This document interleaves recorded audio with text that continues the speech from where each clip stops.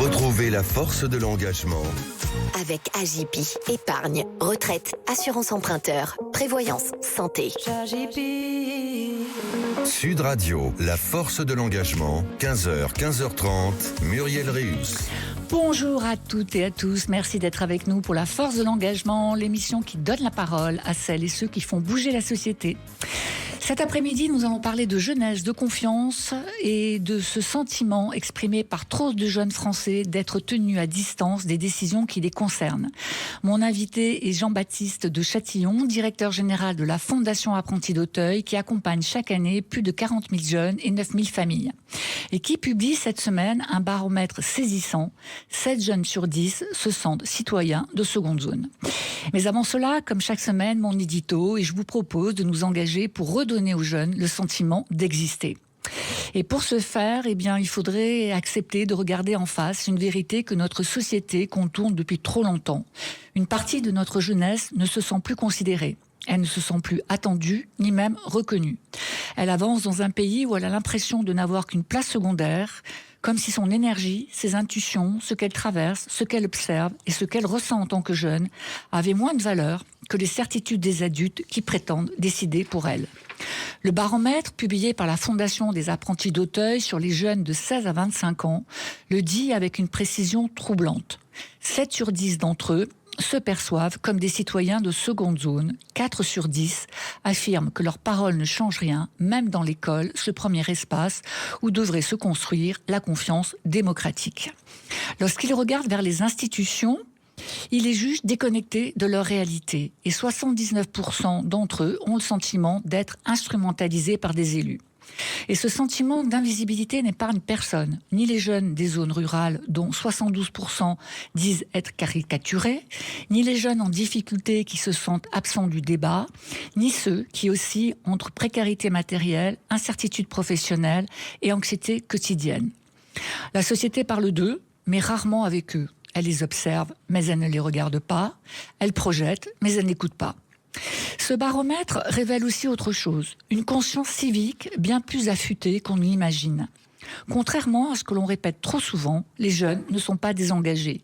64% disent vouloir voter aux prochaines municipales, preuve que l'envie d'agir est là. Ils expriment des avis, des attentes, des propositions. Ils regardent la vie publique avec attention et parfois même avec une maturité que beaucoup d'adultes leur dénient encore. Le baromètre révèle aussi une intelligence collective. Les jeunes comprennent les mécanismes sociaux qui les enferment. Les représentations caricaturales qui pèsent sur certains territoires, l'invisibilité qui frappe les jeunes en difficulté telles que l'emploi, le logement, la santé mentale, la simple possibilité de se projeter. Ils voient comment se fabriquent les angles morts, comment naissent les silences, comment s'installent les injustices. Cette génération lit la société comme un système, elle en repère les rouages, les absences et les contradictions. Ils ont une capacité rare à regarder le monde tel qu'il est, sans phare, sans illusion. En réalité, ce qui se dégage de ce baromètre, c'est une volonté d'être partie prenante. Les jeunes veulent participer, contribuer, prendre place dans le débat public. Ils veulent être associés aux décisions, reconnus comme des acteurs légitimes de la société. Notre jeunesse n'attend pas qu'on lui dise quoi devenir, elle attend qu'on la laisse devenir. Sud Radio, la force de l'engagement, Muriel Réus. Alors aujourd'hui, dans la force de l'engagement, je donne la parole à Jean-Baptiste de Châtillon, directeur général de la Fondation Apprentis d'Auteuil. Alors, depuis plus d'1 an, vous êtes au contact des jeunes, des familles et des équipes qui chaque jour tentent de reconstruire des territoires fragilisés. Bonjour Jean-Baptiste. Bonjour Muriel, merci. Alors, ces rencontres vous ont donné une conviction. La confiance peut changer une vie. On va parler d'une jeunesse qui ne demande qu'une chose, qu'on l'écoute réellement, et de ce que signifie en 2025 de vouloir redonner à cette génération le sentiment d'avoir une place dans ce pays. Votre baromètre, réalisé par OpinionWay pour la Fondation, révèle un chiffre qui devrait réellement nous alerter collectivement. 7 jeunes sur 10 se considèrent comme des citoyens de seconde zone. Je dois dire qu'en lisant ce chiffre, j'ai été extrêmement surprise. Je ne m'attendais pas à un tel chiffre, quoi. Qu'est-ce que cela dit, selon vous, de l'état du pays et de notre capacité à laisser une génération se sentir ainsi déclassée et oubliée ? Exactement. En lançant ce sondage, on se doutait que l'on aurait des résultats qui nous alerteraient, mais pas aussi massifs. Et 7 jeunes sur 10, c'est vraiment un niveau d'alerte maximum. Les jeunes ne votent pas, ils sont peu écoutés, on le sait. Ils sont aussi souvent les oubliés des politiques publiques. Et nous, ce qui nous importe à la Fondation Apprentis d'Auteuil, c'est les solutions pratiques qu'on peut apporter au jour le jour. Et quand on parle d'écoute, et quand on parle de jeunes qui se sentent citoyens de deuxième classe, bien, on aime bien rappeler que chez Apprentis d'Auteuil, depuis des années, on développe une méthode que l'on appelle le penser et agir ensemble. Et nous associons, nous permettons à ces jeunes non seulement de s'exprimer, non seulement d'agir dans leur vie, mais aussi de porter eux-mêmes des plaidoyers. Nous venons de faire la semaine dernière un événement au Grand Rex, dans cette salle donc de 2500 places. Mythique. Bien sûr, quand on commence ça, on dit est-ce qu'on va arriver à remplir une salle de 2500 places pour la cause des jeunes ? C'était plein à craquer. Est-ce qu'on peut se dire, est-ce qu'on va arriver en interne à monter un événement comme ça ? Et surtout, est-ce que l'on va pouvoir accompagner des jeunes à venir témoigner sur scène de ce qu'ils vivent et de leur engagement ? Eh bien, c'était une réussite.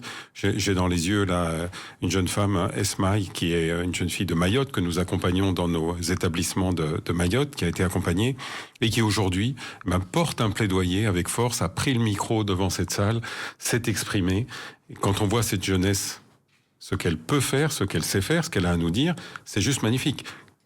Le tout, c'est de lui donner l'occasion et aussi d'avoir ce rôle éducatif qui leur permette d'arriver à ce point-là. Parce que Esmaï, quelques années avant, elle n'aurait jamais pu faire ça. Elle pensait qu'elle n'avait aucun pouvoir d'agir pour elle-même ni pour les autres.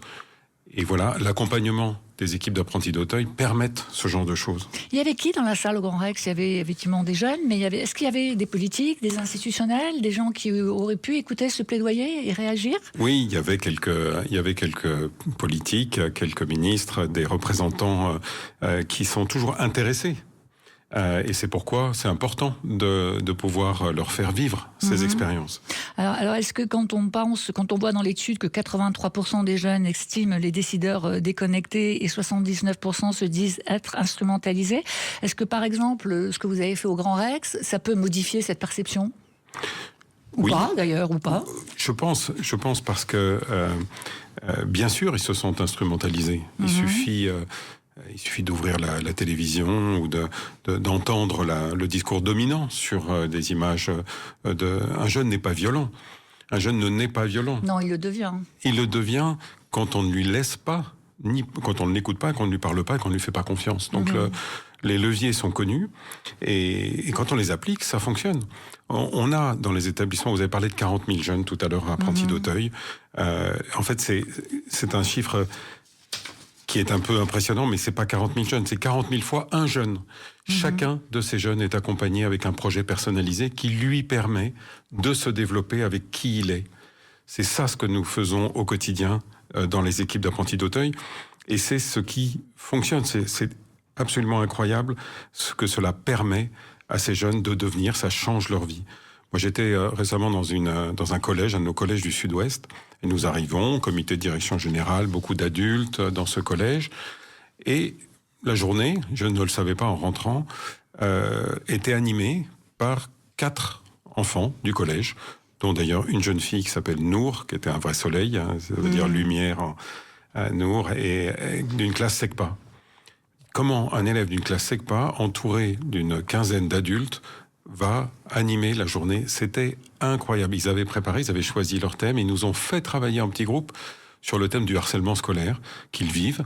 Moi, je suis ressorti de là, comme les autres adultes qui étaient dans la pièce, en ayant appris quels étaient leurs besoins et quelles étaient les solutions pratiques à mettre en œuvre. Cet exemple paraît tout petit, mais ça commence là. Oui, mais rien n'est petit, si vous voulez. Moi, je pense que la stratégie des petits pas est extrêmement importante.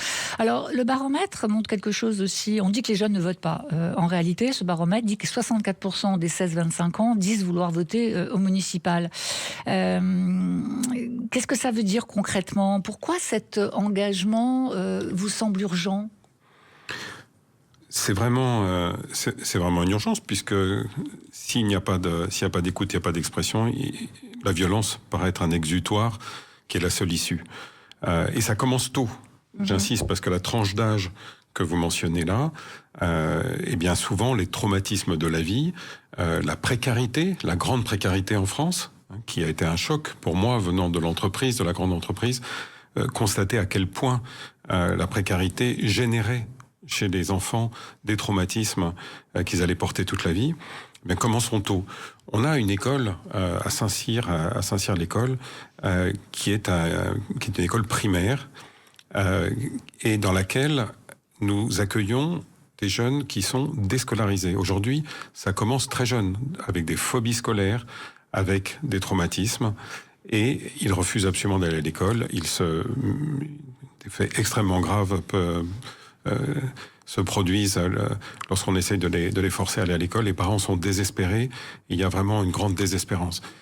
L'équipe éducative de cette école, qui s'appelle Frassati, fait absolument des miracles. Leur but est de faire revenir l'enfant dans une école du quartier, qu'il puisse revenir dans le circuit habituel, mais il a besoin d'une attention et d'une mise en responsabilité. Et moi, j'étais là, j'ai pu assister, puisque vous parlez d'engagement politique, et c'est pour ça que je prends cet exemple. Tous les vendredis, il y a un conseil de classe. Ce conseil de classe est animé par les enfants, et vous voyez un petit bonhomme de 10 ans qui se lève et qui donne la parole à chaque enfant. Chacun va voter sur les comportements, sur la vie de la classe, et pouvoir s'exprimer. Mais c'est une merveille. Ces enfants-là s'engageront et pourront s'écouter et prendre des positions politiques dans l'avenir. Alors, ça fait plus d'1 an que vous rencontrez les jeunes, les familles et les équipes. Je vous propose dans quelques instants de revenir sur ce que vous avez entendu au cours de ces rencontres avec ces familles et ces jeunes. Retrouvez la force de l'engagement. Avec Agipi, épargne, retraite, assurance emprunteur, prévoyance, santé. Sud Radio, la force de l'engagement, 15h, 15h30, Muriel Réus. Alors aujourd'hui, dans la force de l'engagement, je donne la parole à Jean-Baptiste de Châtillon, directeur général de la Fondation Apprentis d'Auteuil. Jean-Baptiste, juste avant cette interruption, je disais que cela fait plus d'1 an que vous rencontrez les jeunes, les familles et les équipes sur le terrain partout en France. Qu'est-ce qui vous a le plus marqué dans ce que vous avez entendu ? Est-ce que c'est la peur du déclassement, l'isolement, la perte de confiance, la précarité, le manque de perspective ? Vous, à titre personnel, comment vous avez vécu cette étape de votre intégration, on va dire, au sein de la Fondation des Apprentis d'Auteuil? Oui, on sent très vite ce sentiment que de ne pas être écouté crée une perte de confiance en soi et une forme de désespérance.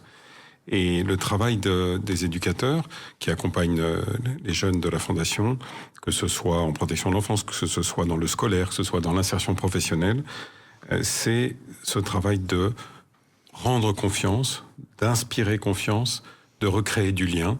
Notre projet éducatif est assez simple, c'est des personnes qui se rencontrent, qui forment une communauté et qui se mettent en chemin ensemble. Et autour de ce lien, la confiance renaît petit à petit, qui commence par des tout petits pas, souvent.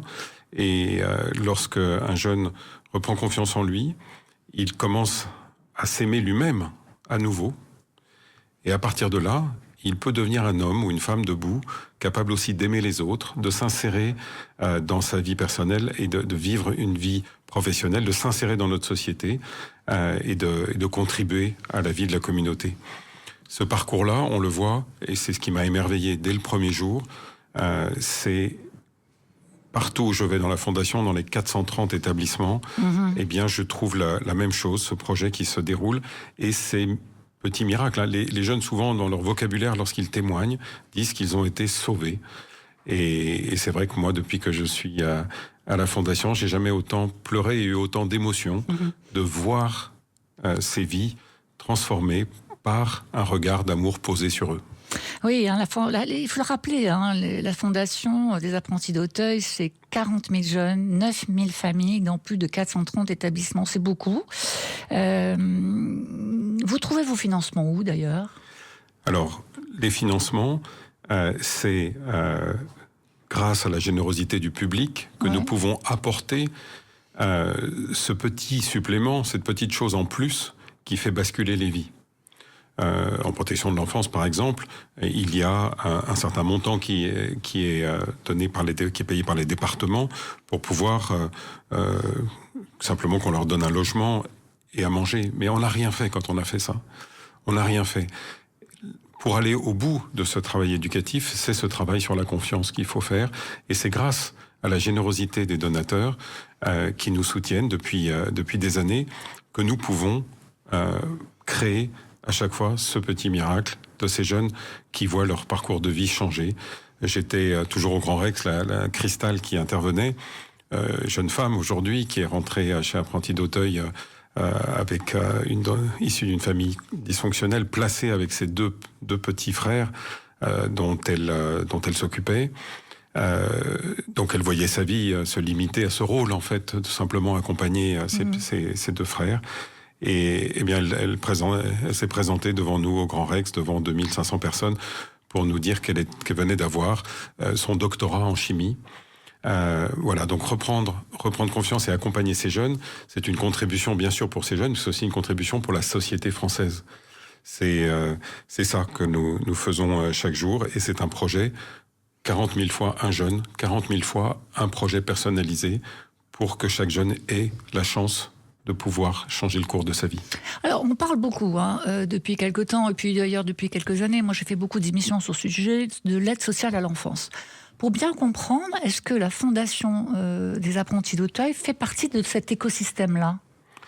Alors, la protection de l'enfance, qu'on appelle l'ASE en France, qui est gérée par les départements, est aujourd'hui sous une grande pression dans l'actualité. On a vu là il y a quelques jours cet enfant tondu avec des images absolument terribles. Absolument terribles. Oui. Et donc, Apprentis d'Auteuil est un acteur petit, trop petit. Oui. Non pas de la protection de l'enfance qui est du ressort des départements, mais bien dans l'accueil de certains de ces jeunes dans des foyers, ou sinon nos éducateurs peuvent aussi intervenir à domicile. Notre but à la Fondation Apprentis d'Auteuil, c'est de prévenir le placement. Le placement n'est jamais la première solution, elle doit être la solution de dernier recours. Parce que nous croyons que les parents sont les premiers éducateurs de leurs enfants. Donc l'étape avant de se retrouver placé, et en tout cas c'est une de vos ambitions si je comprends bien, c'est d'intervenir en amont d'un placement pour accompagner ces enfants et leur donner toutes les ressources pour se réinsérer dans une société dans laquelle ils pourraient ne pas se sentir à l'aise et éviter le placement. Absolument. Donc, nous intervenons, par exemple, donc auprès des familles où les enfants se trouvent. Et nos équipes sont extrêmement créatives. C'est un véritable laboratoire social, dans le sens où, face à ces situations de placement, elles remontent en amont. Et elles disent, par exemple, on voit qu'une rupture dans un couple peut conduire une femme avec 1, 2, 3 enfants à se retrouver seule. Et parfois, cette femme ne travaillait pas au moment de la séparation. Eh bien, de quoi est-ce qu'elle a besoin ? Il part du besoin de chacun. Il voit ses enfants, la femme ne travaillant pas, ne va pas pouvoir payer son loyer, va perdre son logement, elle va se retrouver à la rue en hébergement d'urgence, les enfants vont être placés. Eh bien, nous intervenons par exemple dans des crèches avec Auteuil Petite Enfance. Alors, vous allez me dire des crèches, mais qu'est-ce que ça vient faire là-dedans ? Des crèches incroyables, des crèches uniques. Elles ouvrent à 5h30 le matin, ferment à 22h, comme celle de Strasbourg. Et ça permet, et il y a un chargé d'insertion professionnelle. Donc on se dit, qu'est-ce qu'il faut pour ce jeune ? Mais il faut que sa maman travaille. On fait de l'insertion, c'est un de nos métiers. Nous accompagnons la maman ou le papa, le cas échéant, à trouver un travail. Nous gardons l'enfant. Sans ça, elle ne peut pas aller travailler. Et un éducateur va les aider dans leur rôle éducatif. Que la télé ne soit pas allumée le soir au moment du coucher. Ou l'usage pour les plus âgés, les enfants plus âgés, d'un téléphone.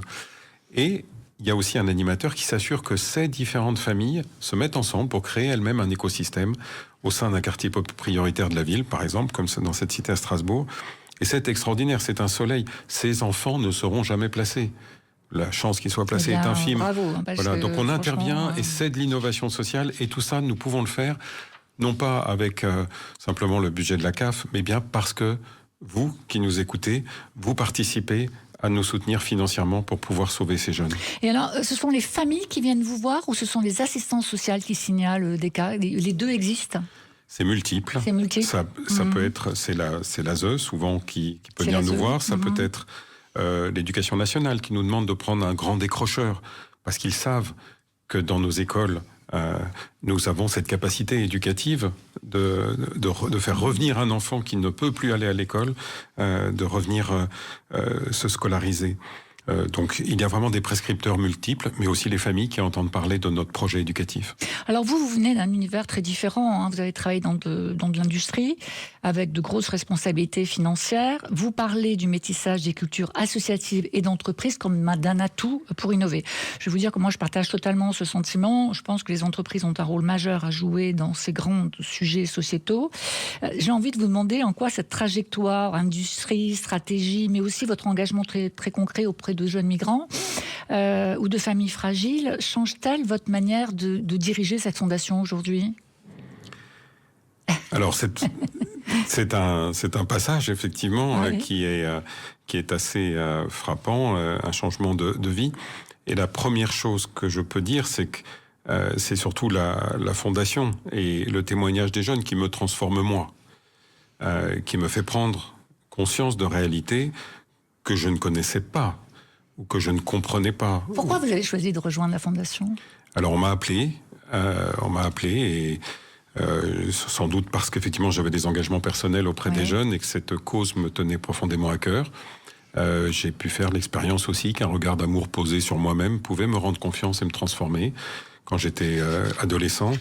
Et j'ai été très marqué par cette expérience et je le vois aujourd'hui avec un impact important sur beaucoup de jeunes menés par les équipes d'apprentis d'Auteuil.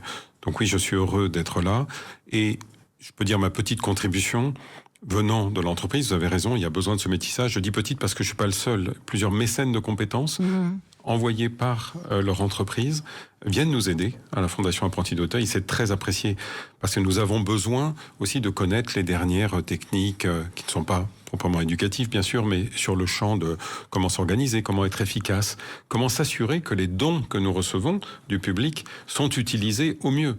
Je peux vous dire, mes prédécesseurs savaient faire ça et je pense que ceux qui nous écoutent aujourd'hui peuvent me faire confiance aussi parce que nous sommes très attentifs à une grande qualité aussi de gestion de cette fondation. Alors on arrive à la fin de cet entretien et j'ai juste envie de vous demander quelles sont vos priorités à un moment où les signaux d'alerte sont partout, la chute de confiance, précarité, crise de sens. Donc quels sont, en quelques mots, parce que le temps, ça y est, nous est compté, quelles sont vos grandes priorités? Nous avons 80 000 décrocheurs en France. Il y a 160 000 enfants qui sont victimes d'abus sexuels, 12% sans insertion professionnelle parmi les jeunes. Ma priorité, c'est de crier que des solutions pratiques existent. Et à un moment où il y a peu d'argent, nous ne demandons pas qu'il y en ait plus, il ne va pas y avoir d'argent magique. Mais nous demandons que le peu d'argent qu'il y a soit affecté aux acteurs qui peuvent apporter des solutions concrètes sur le terrain. Eh bien, ça, c'est une conclusion formelle, on va dire, et incitative. Merci Jean-Baptiste de Châtillon d'avoir accepté mon invitation. Merci pour votre engagement auprès des jeunes et pour ce que vous faites au quotidien pour redonner cette confiance indispensable à ceux qui en manquent le plus. La force de l'engagement, c'est chaque dimanche à 15h sur Sud Radio et en podcast sur sudradio.fr. Rendez-vous dimanche prochain, même heure, même énergie, pour une nouvelle rencontre avec celles et ceux qui font bouger la société. Et tout de suite, je vous laisse avec John pour le meilleur de Sud Radio. C'était la force de l'engagement.